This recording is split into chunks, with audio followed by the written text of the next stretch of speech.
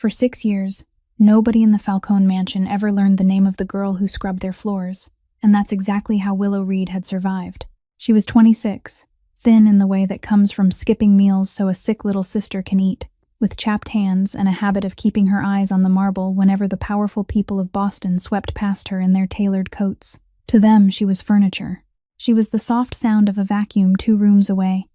the fresh towels that appeared without explanation, the wilting centerpiece flowers she quietly rescued from the trash because her 12-year-old sister, Winnie, hadn't once been handed a bouquet that was meant for her. Willow had taught herself to be small, to be silent, to be no one because invisible girls don't get noticed, and girls who don't get noticed don't get hurt. But invisibility has a strange side effect that the rich never understand.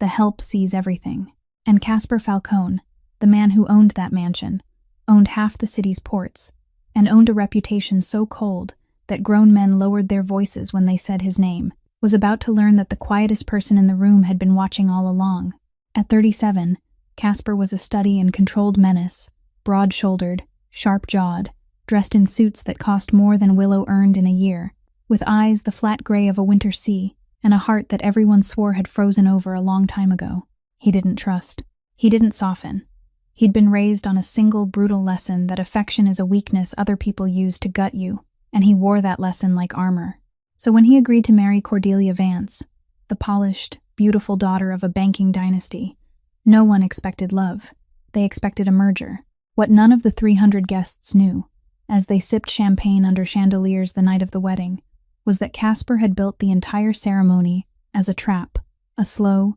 patient snare designed to make his bride reveal exactly who she'd been selling his secrets to. And what Casper himself didn't know was that his trap was about to be sprung, not by his soldiers, not by his lawyers, but by a trembling maid in a borrowed black uniform who'd overheard something in a locked room that could get her killed. Willow had a choice that night, and it was the cruelest kind. Stay silent, keep her job, keep her sister safe, and let a man, even a frightening, ruthless man, walk straight into a betrayal that could end in his blood. Or speak, shatter her own invisibility forever, and step into the one world she'd spent her whole life trying not to be seen in. She thought about Winnie. She thought about every time she'd been treated like she didn't matter. And then, with her heart slamming against her ribs and her voice barely louder than a whisper, the girl nobody knew the name of did the one thing nobody in that gilded ballroom thought a maid would ever dare to do. So before we step into a story about power, betrayal, and the unexpected courage of a woman everyone overlooked, here's a small favor. If stories like this move you, hit that like button, share this with someone who loves a dark romance with a heart, and subscribe to the channel so you never miss what comes next. Now let's go back to that ballroom, to the champagne and the candlelight, and the trembling girl about to change 2 lives forever, and find out exactly what Willow Reed saw. 3 weeks before the night that would change everything, Willow Reed woke at 4:15 in the morning in the narrow room behind the servants' quarters of the Falcone mansion, where the ceiling was so low she could touch it if she stood upright on the bed, and the smell of damp mildew clung to the brick walls that never seemed to dry completely, no matter what season it was. She didn't need an alarm clock anymore, because her body had taught itself to wake before dawn had time to touch Boston, taught itself to sit up, even when every joint cried out in protest, when every muscle in her back and shoulders still ached from the previous day's work. Her day began with scrubbing the vast industrial kitchen of stainless steel, where she knelt on the cold stone floor and scoured every streak of grease caught in the lines between the tiles, until her fingertips went numb and the cleaning chemicals ate into the skin around her nails, until it began to bleed. Then she wiped down all 4 long corridors, polished the brass stair railings until she could see her own tired face reflected there in a warped, distorted shimmer, and by mid-afternoon, her feet had swollen inside the cheap canvas shoes, whose soles were so worn down that she could feel every pebble through the thin rubber. Her shift lasted 14 hours, sometimes 16 if the Falcones were receiving guests, and the head housekeeper, Mrs. Prudence Hale, was the only person in the mansion who had ever asked whether she'd eaten anything, who had ever quietly left a slice of bread or an apple on the shelf where Willow would pass by, a small kindness that Willow treasured as if it were gold. She ate little, not because she wasn't hungry, but because every dollar she didn't spend was a dollar she could send away, and on the 15th day of every month, she stood in line at the money transfer counter inside a convenience store 3 blocks away. counted each wrinkled bill she had carefully smoothed flat, wrote the name of the children's hospital on the receipt in trembling handwriting, then walked back through the skin-cutting cold of March with her heart at once lighter and emptier, because her wallet was bare until the next paycheck. There were nights when she returned to her room so late, she no longer had the strength to take off her shoes, only enough to let her body fall back onto the thin mattress, already hollowed into the shape of her frame, and lie there listening to the water pipes shriek inside the walls, her cracked hands resting on her stomach, silently calculating how much was still missing. How many more months, how many more shifts before it would finally be enough? She had grown used to the feeling that her body no longer belonged to her, used to the dull pain running down her spine whenever she bent over, used to the hard calluses in her palms and the fingertips numbed by chemicals. But there was one thing she had never allowed the work to take from her, and that was the way she always folded towels into perfect squares, always returned every object to its exact place, down to the smallest fraction of an inch, always worked with care and completeness, even when no one was watching, not because she feared being reprimanded, but because it was the only thing left that still belonged entirely to her. A quiet kind of dignity no one could strip away or buy. The people who lived in that mansion didn't know her name, didn't know she had a younger sister, didn't know that the silent young woman moving through their hallways each day was carrying on her thin shoulders a weight that could have broken many people, and Willow preferred it that way. She didn't need them to know. She only needed to keep this job, keep this paycheck, because somewhere not far away, there was one single reason she endured all of it, and had never once thought of giving up. That single reason had a name, Winnie. And every Sunday afternoon, the one day off each week that Mrs. Hale deliberately arranged for her, Willow would take 2 buses across the city to the cramped apartment where her younger sister lived with a kind older woman named Esther, who cared for Winnie in exchange for the small amount of money Willow managed to scrape together. And every time she stepped through that door, every ache in her body seemed to dissolve before the radiant smile of the girl of 12 sitting propped against a pile of pillows on the bed. Winnie had been born with an imperfect heart, a congenital defect in the wall between the chambers that the doctors had explained in terms Willow had memorized so thoroughly she could recite them in her sleep. A heart that beat too fast when Winnie had only taken a few steps, turning her lips at times a pale shade of purple and forcing her to stop in the middle of a sentence just to catch her breath. But the strange thing was that the little girl with that fragile heart was the strongest person Willow had ever known. Winnie never complained. She drew pictures with crayons on the backs of old sheets of paper, asked her sister about the splendid rooms in the mansion where she worked as though it were some castle from a fairy tale, and always told her not to worry too much, not to work herself to exhaustion. A child of 12, comforting her sister of 26, in a soft voice that was still full of certainty. Willow would sit on the edge of the bed, combing Winnie's thin hair, listening as she talked about the book she hadn't finished reading yet, and in those moments, Willow allowed herself to believe that everything would somehow be all right, that she would gather enough of the enormous sum the surgery required, a number so large that every time she thought of it, her throat tightened, a number that, on a maid's wages, would take her many years to reach. While Winnie's small heart did not have many years left to wait, the doctor had made that clear at the most recent appointment, that Winnie's condition was worsening month by month, that the window of opportunity was closing, and after that appointment, Willow had sat in the hospital corridor with both hands pressed over her face, allowing true fear to drown her for the first time in a very long while, because she understood that if she lost the job at the Falcone mansion, the job that paid more than any other place that had ever accepted someone without a degree like her, then the last door left for Winnie would slam shut as well. That was why she was never late by even 1 minute, never broke so much as a single glass, never allowed herself to be noticed for anything that might make people remember her in a bad way. She swallowed every insult, every contemptuous look, every moment of being treated as if she did not exist, because that endurance was the shield she raised between her little sister and a world ready to let a poor child die simply because her family did not have enough money. Before Willow left, Winnie always took her hand, pressed Willow's cracked palm against her own cheek, and said that once she was well, she would go to work herself so her sister wouldn't have to struggle anymore, and Willow had to turn her face away to hide the tear. Nod, promise her that day would surely come,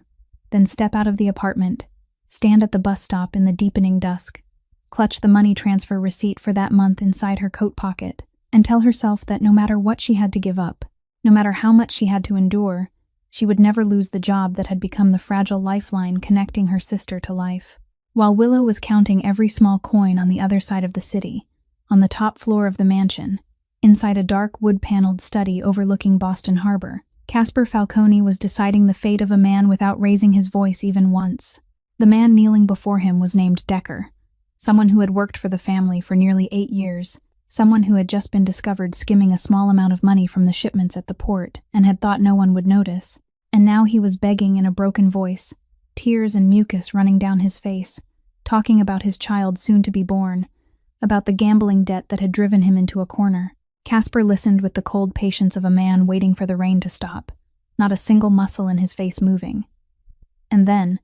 when Decker had finished speaking, he only slid a thin file across the desk and said in an even voice that the man's accounts had been frozen as of that morning, that the house he was living in had belonged all along to a company controlled by the family, and that the lease had been terminated, that he had 72 hours to leave Boston, and would never be allowed to return if he still wanted to keep breathing. There was no gunshot, no fist, no noise at all,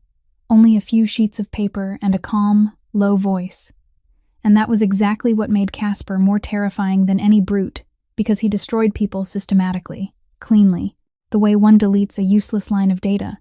And when Marlon Drake, his right-hand man, helped the trembling Decker out of the room, Casper had already turned his back to look out over the water, his mind moving on to the next matter before the door had even closed. He believed compassion was a tax only the weak had to pay, that every person in this world could ultimately be bought, sold, or betrayed, and that belief had been forged through so many years that it was no longer a thought, but an instinct. That evening, as he did every evening, he sat dining alone at the head of a long walnut table that could seat 12 people, candlelight throwing his shadow against the empty wall, a server setting down the plate of food before silently withdrawing, and the silence in that vast room was so dense that even the sound of the knife touching porcelain could be heard. An absolute loneliness he had chosen for himself, and convinced himself was strength rather than punishment. It was on an evening like that, when he left the dining table and walked down the corridor back toward his study, that a folder tucked beneath his arm slipped free and scattered across the marble floor.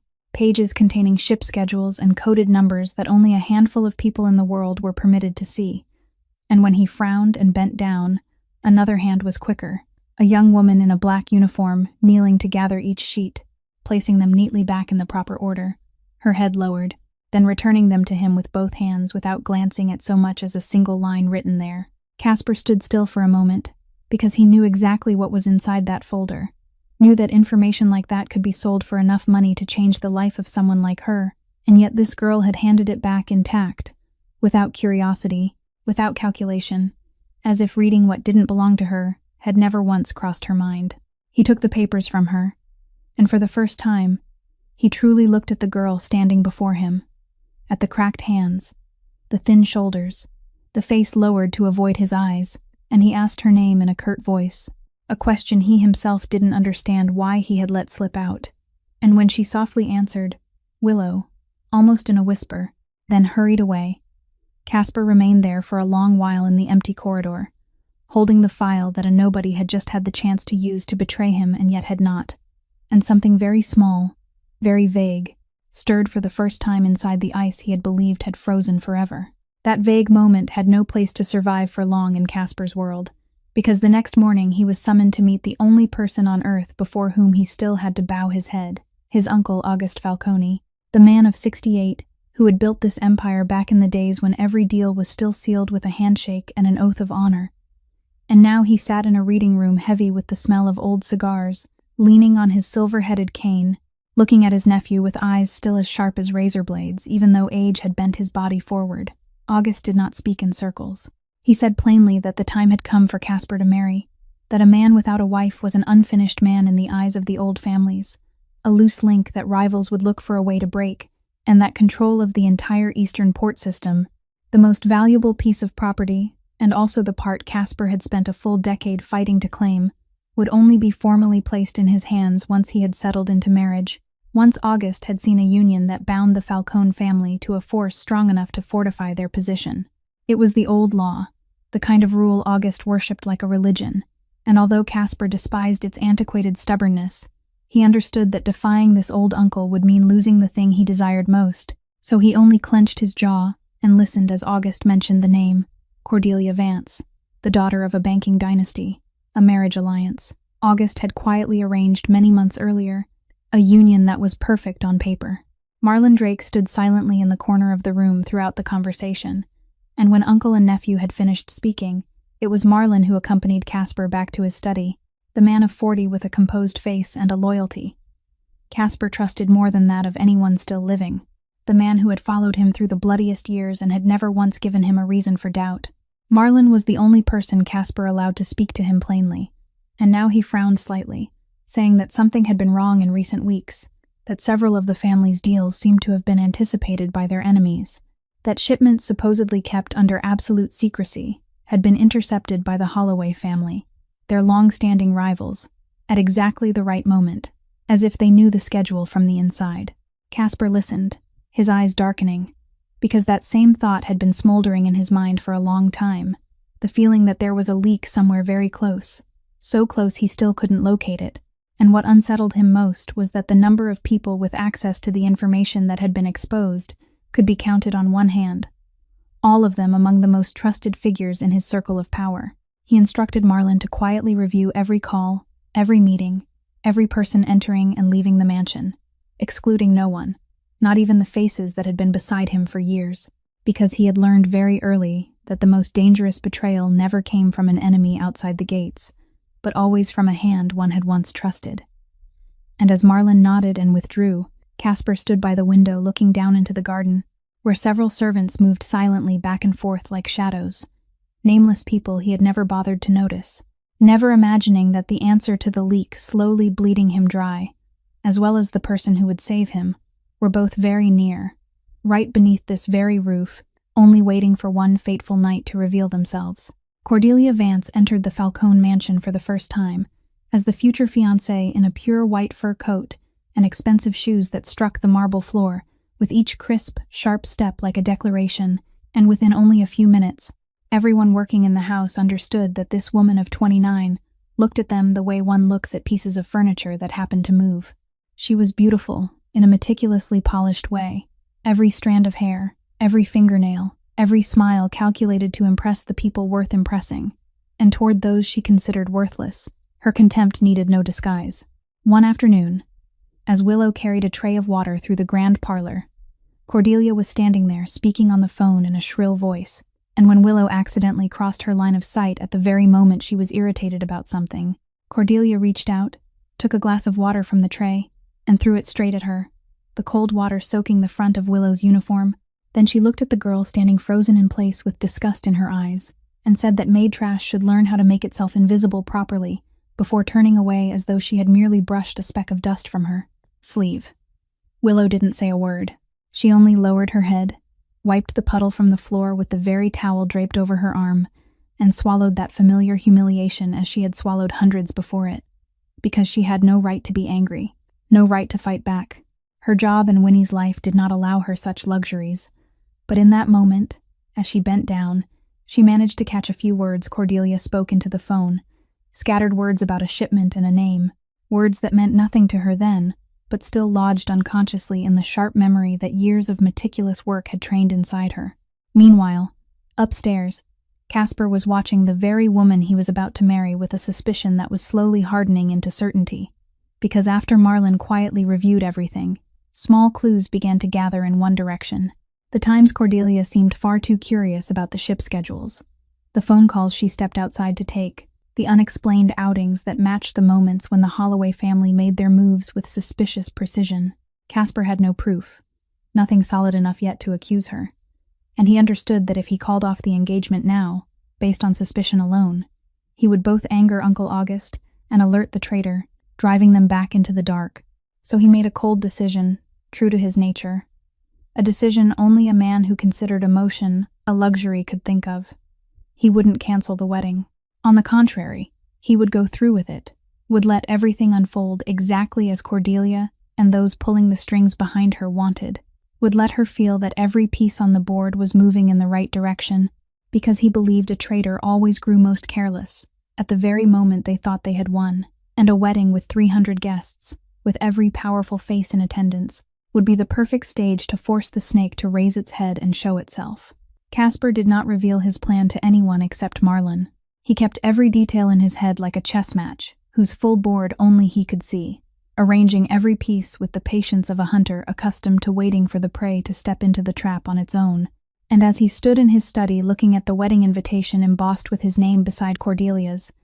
there was not even the smallest warmth of a groom in his eyes, only the icy calculation of a man preparing to turn the most important day of his life into a trap, without knowing that there was one piece he had never accounted for, a quiet maid who had accidentally carried in her memory the fragment of information that would change the entire game. That missing piece fell into Willow's hands 3 days before the wedding, on a late afternoon when she was assigned to clean the eastern guest rooms of the mansion, the place Cordelia had chosen as her private quarters during the days of wedding preparation. And Willow entered with a cart full of clean towels and cleaning supplies, thinking the room was empty. She had gone deeper into the dressing room inside, a small chamber separated from the outer room by a thick velvet curtain, and she was quietly restacking towels on the shelf when she heard the outer door open, the familiar sound of high heels striking the floor, and Cordelia's shrill voice rising, faint at first, and then clearer and clearer as she assumed there was no one nearby. Willow froze in the middle of what she was doing, her hand stopping on the pile of towels, and her first instinct was to step out and let Cordelia know someone was in the room, but at the very moment she was about to speak, the first words reached her ears and made every sound lodge in her throat. Cordelia was talking on the phone to someone she called Grant, her voice lowered but filled with excitement, and she said that everything was ready, that she had copied the entire ship schedule for the Eastern Port System for the next 3 months. The routes, the timing marks, the transfer points the Falcone family had always kept under absolute secrecy, and that she would pass it to him right after the wedding, once she had officially become a member of the Falcone family, and every door would open before her. Willow's heart began to pound, a frantic rhythm she could hear inside her own ears, and she stood perfectly still, not daring to move, not daring to breathe too loudly, her hand unconsciously gripping the edge of the wooden shelf so hard that her knuckles turned white, while Cordelia's voice continued, cold and casually terrifying, saying that the hardest part wasn't getting the information but dealing with Casper, that once the marriage papers were complete and she had legal inheritance rights in her hands, removing him would only be a matter of time and method, that Grant shouldn't be impatient because a carefully staged accident after the honeymoon wouldn't make anyone suspicious, and then the entire Falcone Empire, along with the port system, would fall into their hands without a single shot being fired. Those words struck Willow like hammer blows, and she felt the small room begin to spin, her mouth going dry, a bitter metallic taste rising at the back of her throat because she had just accidentally become the witness to a murder conspiracy, a cold-blooded plan to kill the very man who owned this roof, and she understood at once that what she had just heard was the kind of secret that could make a person vanish from the world without leaving a trace. Cordelia gave a soft laugh over the phone, light with relief and triumph, then added a few more sentences about the enormous sum the Holloway family had promised, about the life she would have once everything was over, and every word she spoke tightened the horror choking Willow's chest, while Willow remained motionless behind the velvet curtain, only a few steps away from the future killer, sharply aware that if that curtain were pulled aside, if Cordelia discovered someone had heard every word, then she would be the next name on the list of people who needed to disappear. Willow did not step out. She couldn't. She did not scream, did not run. Her body seemed frozen in place by a primitive fear so deep it numbed her, and she simply stood there, holding her breath, listening as the sound of high heels finally faded away and the door closed, leaving her alone in the dim dressing room with a deadly secret pressing down on shoulders that had no room left for any more burdens, her heart still beating wildly. And for the first time in many years, Willow Reed did not know what she was supposed to do. That night, Willow didn't sleep. She lay in the narrow room behind the servants' quarters, her eyes wide open as she stared up at the low, pitch-dark ceiling, and the secret she had carried back with her pressed on her chest like a boulder, making it hard for her to breathe for hours on end, because she understood that no matter what choice she made, there would be a terrible price to pay. If she spoke up, if she found some way to warn someone that Cordelia was plotting to kill Casper, then she would be the only one who had heard it, with no proof except the words of a poor maid whose name no one knew, and Cordelia, with all her power and cunning, could easily turn everything back around and crush her, accuse her of lying or stealing, make her lose her job in an instant, Or worse, once the mastermind knew someone had heard the entire murder plot, making a girl with no family standing disappear would not be difficult for people willing to stage an entire accident in order to inherit an empire. And if she stayed silent, if she simply lowered her head and worked as she did every day and let everything happen, then she would keep her job, keep the paycheck that fed Winnie, keep the fragile lifeline for her little sister. But in return, she would become an accomplice to a murder, and she would have to live the rest of her life with the image of a human being killed while she had known everything and chosen to turn away. Willow turned over, hugged her pillow, and thought of Casper, the cold, ruthless man all of Boston feared, a man she had no reason to protect, a man who belonged to the very world that had trampled people like her without mercy. And some bitter part of her wondered why she had to risk her life for someone who had never seen her as a human being, someone who lived wrapped in luxury while she had to skip meals one after another. But then she thought of herself, of the way she had lived through all these years, the way she had always tried to hold on to that quiet dignity no one could take from her, and she realized that if she let a person be killed because of her silence, then she would be destroying with her own hands the one thing that still made her different from the people who had treated her like trash. She would become exactly the kind of person she despised, the kind who valued another person's life less than her own advantage. She thought of Winnie, of her clear, innocent eyes, of the words her sister had once said, that once she was healthy, she would go to work herself so Willow wouldn't have to struggle so much. And Willow asked herself what kind of example she would become for her if, one day, Winnie grew up and learned that her sister had chosen silence in the face of a crime in order to hold on to safety, what she would have taught her about how a person ought to live. She thought about the fact that a human life was a human life, that its value did not depend on whether that person was rich or poor, good or bad, lovable or frightening, that if she began sorting people into those who deserved to be saved and those who did not, then she would be no different from Cordelia, who had treated Casper's life like a chess piece that could be removed from the board. Throughout that long night, Willow was torn between fear and conscience, between the instinct to survive and something deeper, something older, the thing her mother had taught her when she was still alive, that no matter how poor a person became, they mustn't become poor in kindness. And when the first pale gray light of dawn slipped through the narrow window,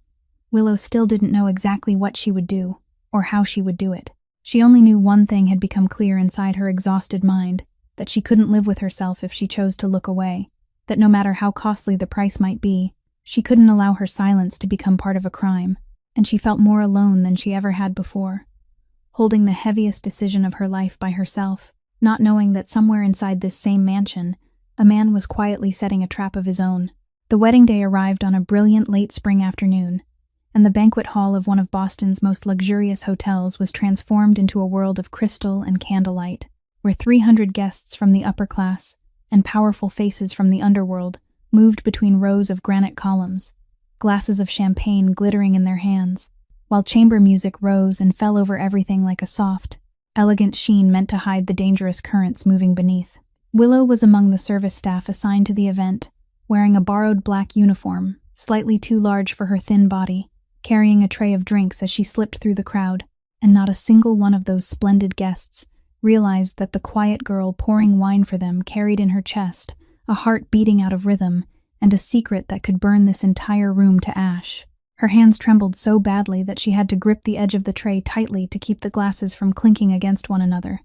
sweat beating down her spine beneath the fabric of her uniform, and each time her eyes accidentally brushed over the figure of Cordelia in her pure white wedding gown, smiling brightly as she accepted congratulations from the surrounding guests. Willow's stomach clenched because she knew what that radiant smile was hiding. All evening, she tried to keep herself normal,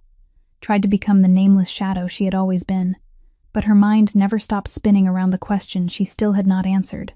what she had to do, whom she had to tell, how a maid like her could stop a murder plot without pushing herself straight into death, and time kept slipping by minute after minute while she still had not acted. Then, just as she was carrying her tray past the area near the rear exit, she saw Cordelia separate herself from the crowd and step back into a hidden corner behind a row of columns, and by instinct Willow pressed herself closer, her heart pounding, just in time to see Cordelia pull out her phone, her fingers moving quickly as she typed a short message and sent it with the faintest smile at the corner of her mouth,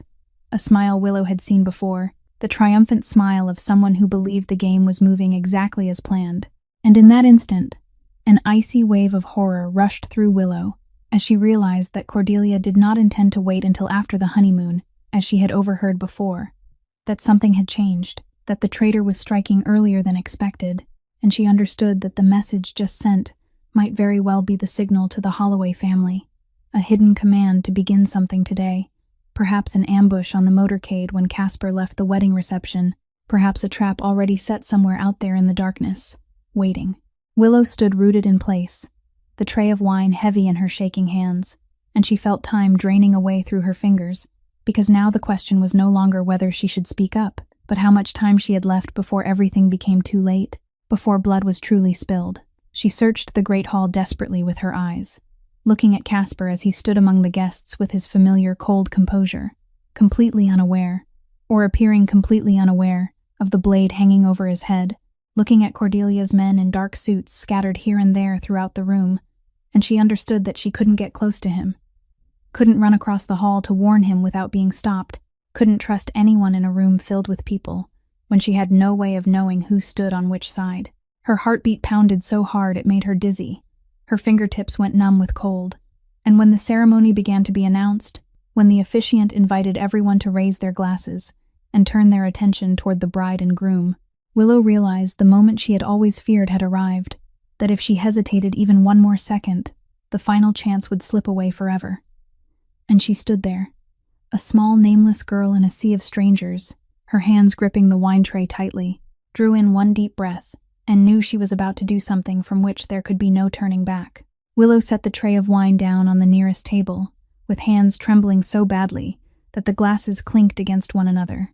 Then she walked toward the center of the grand hall, each step heavy, as if she were wading through water, her heart beating wildly inside her chest and her legs nearly giving way beneath the weight of what she was about to do. And when she stopped in the middle of that magnificent room, under the blinding light of the crystal chandeliers, the guests nearby began turning to look at the thin service girl standing in a place where she was never supposed to stand. She opened her mouth, but for the first time no sound came out, her throat dry and tight with the fear that had followed her through so many nights, and for one horrifying moment she thought she wouldn't be able to speak, that the timidity buried inside her through years of silence would swallow her whole right there. But then she thought of Winnie, thought of the conscience that would haunt her for the rest of her life if she stayed silent, and she forced the words out of her throat, at first only a broken whisper, then breaking open into a sentence loud enough to cut through the music and conversation, asking everyone to please stop, saying that the bride was deceiving them all. The entire grand hall froze as if someone had drawn all the air out of the room. The music went dead. 300 faces turned at once toward the nameless girl in the black uniform, and Willow stood in that sea of stunned eyes, her whole body shaking, but her voice growing clearer with every passing second as she poured out everything she knew, that Cordelia Vance had copied the entire ship schedule for the Eastern Port System to sell to the Holloway family, that Willow had heard the bride herself speaking on the phone with a man named Grant about a plan to stage an accident and murder Casper Falcone after the marriage was complete and the inheritance rights were in her hands, that tonight a signal had been sent and an ambush might already be waiting out there. Those words fell into the crowd like stones thrown into a still lake, sending a wave of horrified murmurs across the grand hall, and every eye now shifted toward Cordelia, who stood frozen in her pure white wedding gown, her face paling for a fraction of a second before she managed to recover her practiced composure.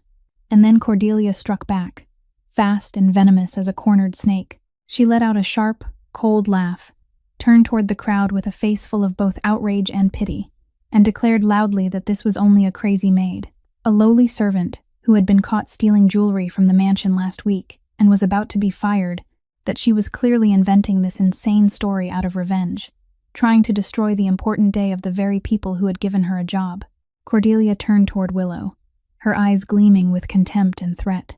and asked in a sweet voice steeped in poison what proof a maid with no home and no standing could possibly have for such horrifying slander. Who in this room would believe the word of someone who scrubbed floors over the daughter of one of the most distinguished families in Boston? And she ordered them to drag the girl out at once, throw her out of here before she ruined anything else. Willow felt as if the ground were collapsing beneath her feet, because she had no proof, nothing in her hands except her own words, and she saw doubt beginning to creep across the faces that had only moments earlier been stunned, saw several guests shake their heads, saw two men in dark suits begin moving toward her at Cordelia's command.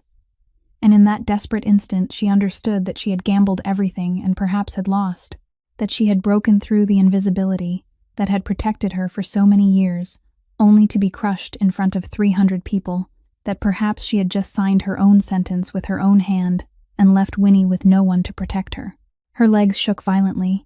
tears rising at the corners of her eyes, but she still lifted her head in the middle of the storm, refusing to take back a single word, and at the exact moment the two men were about to reach her arms, just when everything seemed to be collapsing completely. A low, cold voice rang out from the other side of the grand hall, cutting through it all like a blade, ordering them to stop. That voice belonged to Casper, and when he stepped out from the crowd, everyone parted to either side like water dividing before the prow of a ship, because no one in that room dared stand in the path of the man moving forward with deathly composure carved into every line of his face. The two men who had been about to drag Willow away stopped at once and stepped back, and Casper came to a halt in the center of the grand hall, his eyes sweeping once across the 300 breathless guests, before his gaze settled on Cordelia, who was still trying to hold that wounded, indignant smile on her lips but had already begun to reveal a flicker of panic deep in her eyes. He said in an even voice without the slightest trace of emotion that this girl hadn't fabricated a single word, that everything she had just said was true, and then he gave a slight nod toward Marlon, who stood silently at the edge of the crowd. Marlon stepped forward, took out a small device, and in the absolute silence of the grand hall, Cordelia's own shrill voice rang out from the recording, every word clear, mentioning the ship schedules, mentioning the name Grant Holloway, mentioning the plan to stage an accident to remove Casper after the wedding, each word matching with horrifying precision everything Willow had just accused her of before all the guests. The entire room fell dead silent, then burst open into a wave of terror, and Cordelia staggered one step back, her face white as paper, because in that moment she understood that Casper had known everything for a long time, that he had been quietly watching and gathering evidence, that this entire wedding, from the proposal to this very second, had never been a marriage at all but a trap laid to force her to reveal herself, and that the maid she had just tried to crush was in fact the final piece that had accidentally completed the picture Cordelia had believed she had hidden perfectly. She began stammering denials, her voice breaking, saying the recording was fake, that everything had been staged, but no one was listening anymore, and when she realized every door had slammed shut, the composure she had polished for so many years collapsed completely. She screamed in panic, her pure white wedding gown now looking like a cruel farce draped over the trembling body of someone who had just been stripped bare in front of 300 people. While Cordelia screamed and Marlon's men silently closed in to restrain her, Casper turned around, and the coldness in his eyes softened for the first time when it stopped on Willow's tear-streaked face, as she still stood shaking in the middle of the grand hall, unable to understand what had just happened. He walked toward her, and to the stunned disbelief of everyone present, the man all of Boston feared reached out and took the cracked, trembling hand of the maid, lifted it high before all the guests, then spoke in a voice that echoed across the grand hall, declaring that this was the woman he would marry, the woman who had possessed enough courage to speak the truth when every powerful person in that room had remained silent. Willow stood frozen, her hand held firmly in Casper's warm, steady grip, her mind spinning, unable to believe what she had just heard. And she looked up at the face of the strange man holding her hand, not understanding why he was doing this, not knowing that his declaration was both the killing blow brought down on Cordelia and the shield protecting Willow herself, because now, in front of 300 witnesses, no one in this underworld would dare lay a hand on the woman Casper Falcone had publicly claimed as his own. Cordelia was still screaming curses as she was taken out of the grand hall, her carefully arranged hair falling loose, her flawless makeup smeared by furious tears, but her cries grew smaller and smaller, then disappeared behind the closing door, leaving behind a grand hall flooded with horror and whispers, a false bride unmasked, and a nameless maid pulled out of the shadows, standing beneath the blazing lights with her hand still held in the hand of the most powerful man in the city, beginning a chapter she had never once imagined. While Cordelia was being escorted away, and the crowd slowly scattered in a chaos of whispers, Marlon quietly came to Casper's side with news that made his jaw tighten, that the signal Cordelia had sent during the reception had reached Grant Holloway before they could stop it, that although the ambush on the motorcade had been neutralized thanks to Willow's warning, Holloway himself had sensed that the plan had collapsed and managed to disappear from Boston before Casper's men could close the circle around him, taking his network and the rest of his cards into the darkness with him. Casper received the news with his usual cold composure, but deep in his eyes was the clear recognition that the largest snake had slipped away, that Cordelia had only been one link in the chain, and as long as Holloway was still out there, the danger had not truly been resolved, especially for the girl who had just publicly shattered his entire scheme in front of 300 witnesses. He led Willow out of the grand hall and into a quiet room in the back, where she could sit down and catch her breath after the shock. And when she had stopped trembling quite so hard, he stood across from her and laid out the situation with the plain, unadorned directness of a man accustomed to making decisions. He told her the truth about where she stood now, that by standing up and accusing Cordelia, she had placed herself in Holloway's sights, a man who never forgave anyone who ruined his plans, that he now knew her face and her name, and wouldn't hesitate to seek revenge, and that a girl with no power and no protection like her couldn't defend herself or her sister against a force like that. Then he made her an offer presented as coldly as a contract,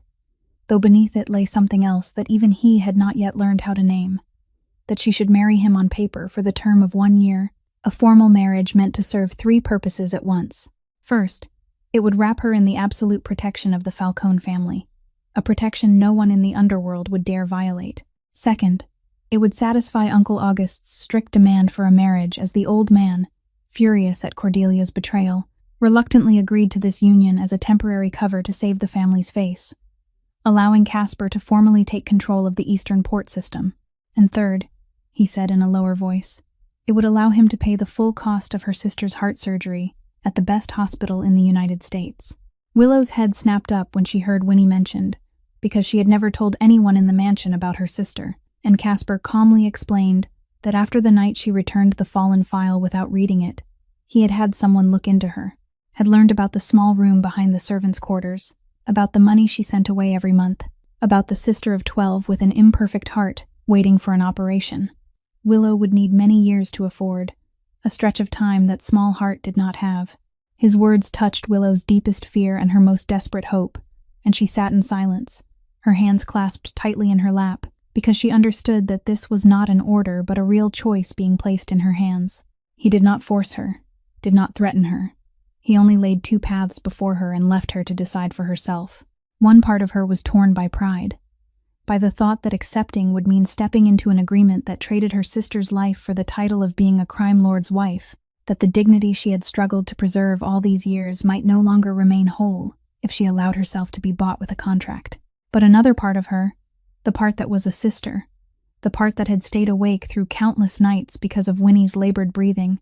whispered that this might be the only chance, the final door fate had opened for her little sister. Casper did not rush her. He only stood there and waited, and in the tense silence of the room, Willow looked down at the cracked hand this man had just lifted high before 300 people, and knew that whatever her answer might be, her life could never return to what it had once been. Before giving her answer, Willow lifted her eyes and looked straight into Casper's,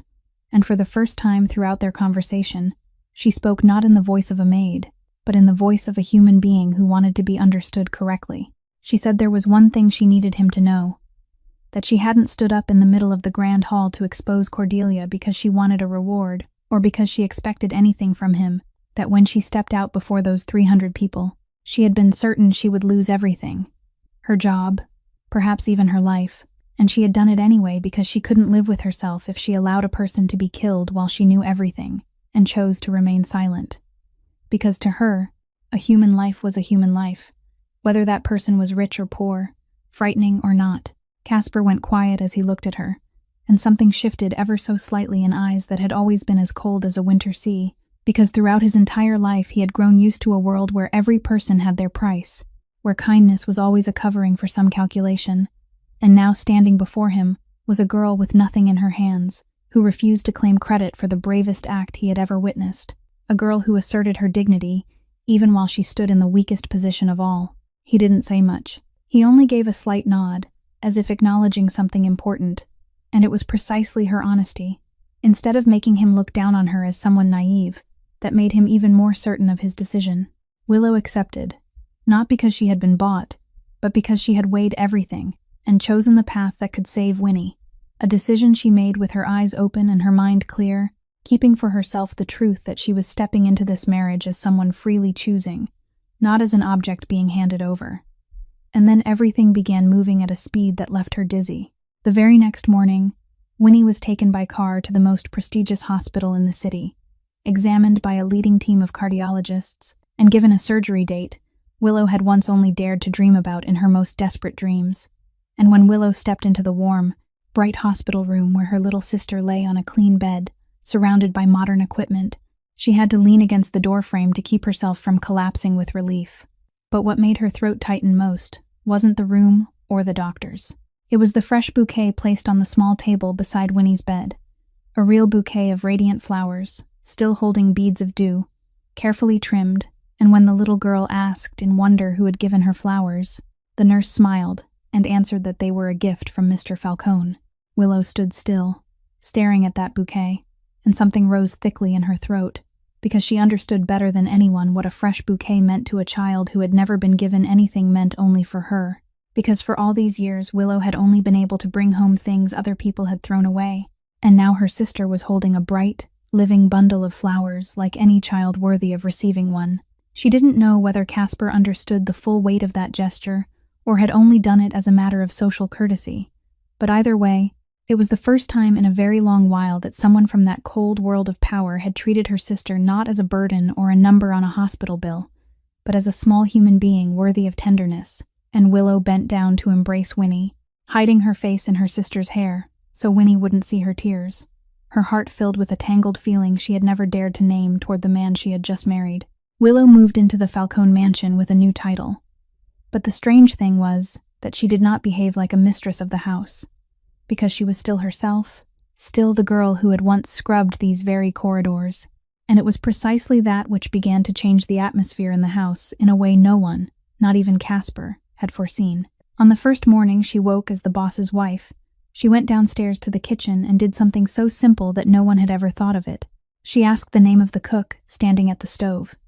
then the name of the young woman wiping the table, then the name of the elderly gardener passing by the window. And she remembered every one of those names, called them by name whenever she saw them, and asked after them with the sincere concern of someone who had once stood exactly where they stood. Someone who had once been looked at like a piece of furniture that happened to move. The servants in the mansion, who had long been used to existing like quiet shadows serving a cold master, were startled at first, then slowly warmed beneath the kindness of the new woman, and something very small began to bloom inside a house that had once operated only on orders and unease. Morning greetings, fleeting smiles, a feeling that this place could be somewhere to live, not only somewhere to work. Willow paid special attention to Mrs. Prudence Hale, the head housekeeper who had quietly been kind to her during her hardest days, and she realized that between Mrs. Hale and Casper there existed a strange distance, a cold separation even though she had served this family for many years, as if both of them carried something in their hearts that had never been spoken aloud. Through small conversations, Willow gradually came to understand that Mrs. Hale had once cared for Casper when he was still a little boy, had watched him grow up inside a family that taught him affection was weakness, and had looked on with heartbreak as that little boy slowly froze into the cold man he was today, unable to do anything to stop it, carrying that quiet guilt with her through all the years. Willow began gently rebuilding the bridge between them. She mentioned Mrs. Hale in front of Casper with warmth, told him about the kindness the older woman had once shown her, created small moments for these two people, who were either too proud or too wounded to take the first step themselves, to be near each other, and little by little she saw Casper begin to nod a greeting to Mrs. Hale each morning, saw the older woman's eyes soften when she looked at him. Tiny changes that seemed almost insignificant, but were in truth the first cracks in a layer of ice that had seemed eternal. Casper watched all of this from a distance, with a curiosity he himself couldn't explain, because his whole life he had known only one kind of power, the kind built on fear, the kind that made people lower their heads because they were terrified, not because they respected him. And now he was witnessing a woman with no power, no money, nothing but kindness, change an entire house, make people who had once been silent with fear begin to smile, make even those loyal to him serve him with a feeling that money and threats had never been able to buy. He saw the way the servants looked at Willow, not with the wary eyes they still reserved for him, but with genuine affection, and a question began to form in the mind of the man who had always believed compassion was a tax paid by the weak, a question of whether it was possible that he had been wrong all these years, whether the most lasting strength might not lie in the ability to make people fear you, but in the ability to make them trust you. And though he was not yet ready to admit it, the seed of change had been planted in the hardened ground of his heart, a place he had thought had long since gone barren. Late one night, many weeks later, when the entire mansion had sunk into stillness, Willow couldn't sleep, so she went downstairs to look for a cup of tea, and she found Casper sitting alone in the dim study, an untouched glass of liquor before him, and his eyes fixed on empty space, wearing a kind of exhaustion she had never seen in the man who always controlled every line of his face. She meant to withdraw quietly, but he spoke and asked her to stay. And perhaps because of the late hour, because of the silence, because of something in the way Willow always listened without judgment, Casper began, for the first time, to tell her little by little about things he had never told anyone. He told her that he had grown up in a family where affection was treated as a defect that had to be cut away, where his father had taught him from the time he was very young that trusting someone meant handing them the knife to stab into your back, and he had learned that lesson in the most painful way when he was still a teenager, through someone he had once loved and trusted more than himself, a sworn brother who had grown up beside him in this underworld. He spoke in an even voice without emotion. The kind of voice Willow now understood was the armor he wore to hide wounds that ran too deep, saying that this brother, the only person for whom Casper had ever lowered his defenses, had betrayed him in exchange for advantage, had sold him out to the enemy, and that the night the betrayal was exposed was also the night that man paid for it with his own life, a death Casper had not caused with his own hands, but had not stopped, a burden he had carried with him through all the years since. From that night on, he had sealed his heart shut, convincing himself that his father had been right, that love and trust led only to betrayal and loss, and he built around himself a world that operated on fear and cold calculation, a world where he would never again have to suffer because he had given his trust to someone. Willow listened in silence, and she did not try to excuse his cruelty or pretend that the things he had done to others were right, but she understood, for the first time she truly understood, that this frightening, cold man had not been born a monster, but had been forged into one by life itself, that beneath that layer of ice was a boy who had once known how to love, and had been taught that love was a fatal mistake. In that moment,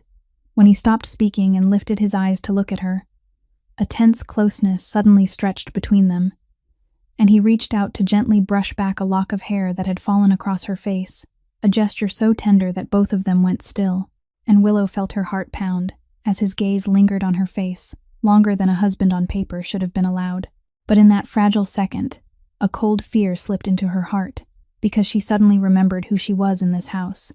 A contract with a term of 1 year, an arrangement meant to help him achieve his own purpose, and she wondered whether this tenderness was real, or only a brief moment of weakness from a lonely man, whether she was being foolish enough to let her heart fall for someone when, to him, she might be nothing more than a clause in an agreement. She stepped back softly, whispered goodnight, and retreated to her own room, with her heart in turmoil, moved and frightened by her own feelings, not daring to trust what was growing inside her chest, because she had learned far too early that people like her shouldn't dream of things that did not belong to their world, and she told herself she had to keep her distance, had to remember that when 1 year passed, all of this could vanish, as if it had never existed at all. The danger Willow tried not to think about returned in a way that sent a chill down her spine, because in the weeks that followed, Casper and Marlon grew increasingly troubled, as they realized Holloway always seemed to be one step ahead of them, knowing in advance the moves that should have been known only to a few of the most trusted people. As if he still had a pair of ears placed right inside the mansion even though Cordelia had long since been removed. Casper tightened the circle, reviewed every call, every document, every person within his circle of power, but he found no opening, and that dead end made him even more alert, because he understood that a leak he couldn't locate was the most dangerous kind of all. It was Willow, not his security team, who stumbled upon the answer. And she found it through the very world she belonged to, the world of invisible servants, whom the powerful had never bothered to notice. One afternoon, as she passed through the rear area of the mansion, she noticed a gardener,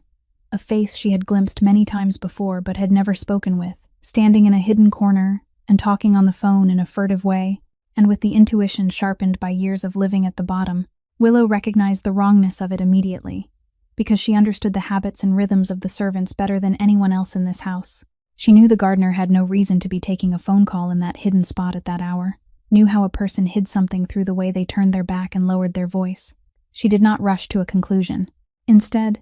she quietly watched for many days with the patience and the ability to become invisible that she had mastered all her life, and she began connecting small details that Casper's security cameras and team had missed because they never truly looked at the servants as people worth noticing. She realized that the gardener was always present near Casper's study at sensitive moments, always finding excuses to pass through areas where someone tending plants had no reason to be, and she remembered that he was one of the few people who had been in the mansion long enough to be trusted without suspicion. Willow brought what she had observed to Casper, and at first he was doubtful, because that gardener had served the family for many years. A familiar face so ordinary he was almost invisible, but that very invisibility was what made him the perfect tool someone Holloway had planted or bought long ago, a patient pair of ears hidden inside the heart of the fortress. And when Marlin quietly investigated in the direction Willow pointed out, the truth slowly came to light. This was the leak that Casper's entire sophisticated security machine had failed to find, because they had made the exact mistake this whole world of power always made, believing that servants were not worth looking at. It was the bitter and beautiful payoff for the very thing that had shaped Willow's life, that the invisibility that had weighed on her all her life, the status that had made people treat her like an object, was the same thing that gave her the eyes to see what the most powerful people had missed, that a servant sees everything. But before the joy of the discovery could settle, a new horror came crashing in, because as Marlin followed the trail from the informant, he discovered that Holloway, in his desperation to take revenge and regain the upper hand, there was no longer aiming at Casper, but had turned instead toward his new weakness, the only thing now capable of bringing that cold man to his knees. And the name he had chosen, the name lying inside his next dark plan, was Winnie, the girl of 12 lying in the hospital and waiting for the day of surgery on her fragile heart. The news struck Willow like a knife, and she rushed to find Casper in panic, but he had already acted before she could say a word, because Marlin had reported it to him at the same time. And for the first time, Willow witnessed the man who was always calm to the point of ice respond with an urgency so fierce it could not be hidden.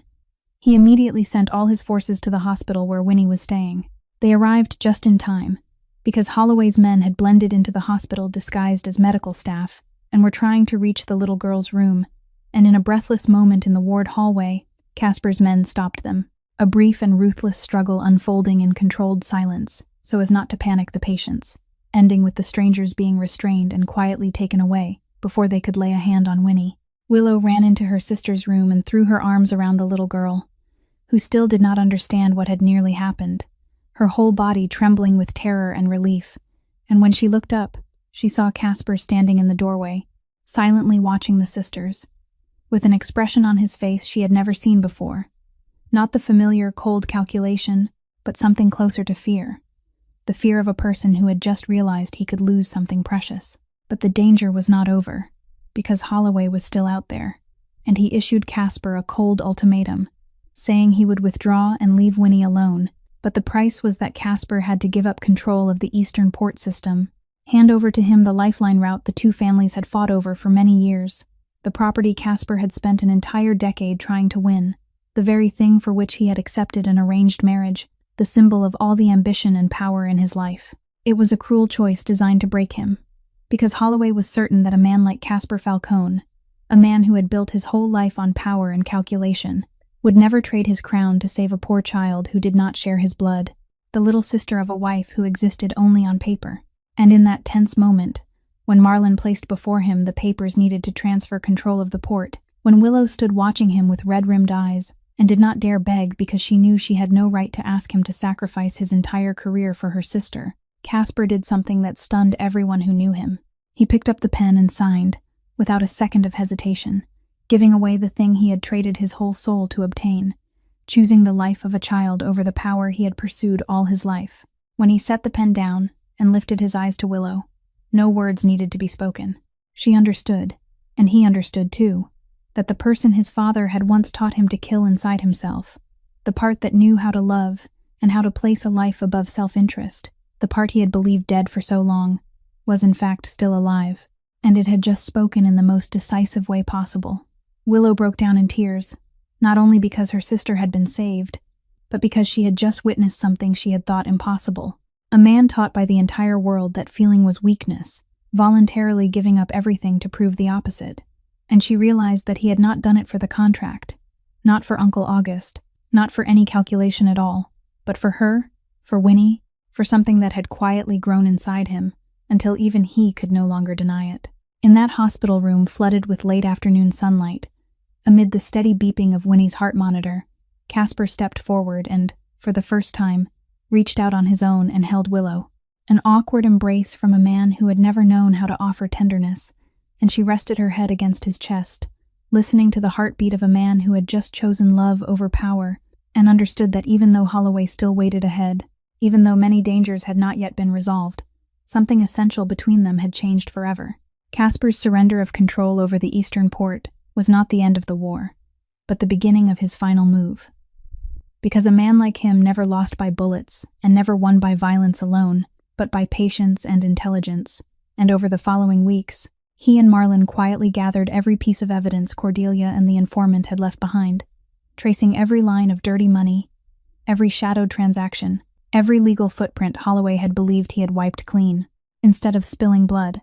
Casper handed everything he had collected to federal investigators through channels he had spent years carefully building, and Holloway's empire began to collapse, not in an explosion, but in the quiet force of frozen assets, tax investigations, and indictment after indictment, until the man who had once been the greatest threat was crushed by the very legal system itself, stripped of power, money, and networks, no longer able to harm anyone. With Holloway's downfall, the coerced transfer documents were legally invalidated, restoring absolute control of the eastern port system back into Casper's hands. Cordelia, the one who had lit the fuse of it all, also had to face justice when the evidence of her conspiracy was brought into the light, and the woman who had once proudly looked down on those she considered beneath her now lost all the status and reputation she had sold her conscience to protect, an ending born from her own choices rather than from anyone's hand of revenge. And then came the most important day, the day Winnie was taken into the operating room,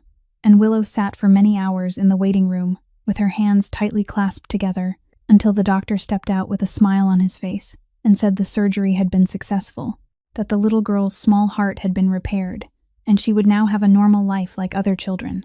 a future Willow had once not dared to dream of. She broke down sobbing, and when she turned, she saw Casper standing right beside her, the man who had quietly remained there through the entire wait with her, and she understood that all of this, her sister's life, had come because of the man who had chosen her among 300 strangers on that fateful night. When the 1 year in the contract had passed, Casper did something that left Willow stunned. He placed before her the divorce papers already signed with his name and said in a low voice that he was giving her back her freedom, that she had fulfilled every term, that she no longer owed him anything, and now she could walk out that door and live her own life without being bound by any agreement. It was the first true act of love in his life, because a man who had spent his whole life knowing only possession and control was now willingly giving the woman he loved the right to choose, placing her freedom above his own longing to keep her beside him. And he did it because he understood that real love was not a chain, but an open door. Willow looked at that paper for a long time, then lifted her eyes to the man who had changed her entire life and had himself been changed by her, and she picked up the papers, slowly tore them in half, and said she wasn't going anywhere, that she was staying not because of a contract or gratitude, but because she had chosen him, chosen to stay with the real person she had seen beneath the ice. She took his hand, the hand that had once lifted hers high before 300 people, and softly said that she had spent her whole life living as an invisible person, looked through as though she did not exist, but he was the first person who had truly seen her. And the miracle was that she turned out to be the first person who had truly seen him too. Seen the man hidden behind loneliness and wounds, and two people who had once believed they were not worthy of love had found each other in the middle of a cold world. Willow and Casper's story closes not with power or revenge, but with a profound lesson that a person's dignity is never measured by status or wealth, that the poorest person can still be the richest in kindness, and that sometimes One small act of goodness, one brave choice to speak up for what is right, has the strength to change even hearts that seem to have turned to stone. That kindness is not weakness, but the most enduring strength in the world, and that every person, no matter how small they may seem, deserves to be seen, heard, and respected. If this story has touched your heart, please subscribe to our channel, press the like button, and share this video so we can spread meaningful stories together and listen to many more compelling stories every day, and we would truly love to know how you feel, what you think about this story, and how you see it connecting to the real life around us, where there are still so many quiet people who deserve to be cherished more. So please leave a comment and share the feelings from deep within your heart so we can connect and share with one another. Thank you for listening until the very last moment, and may you and the people you love always have abundant health, a joyful life, peace of mind, and peace in every day. Goodbye, and see you again in the next videos.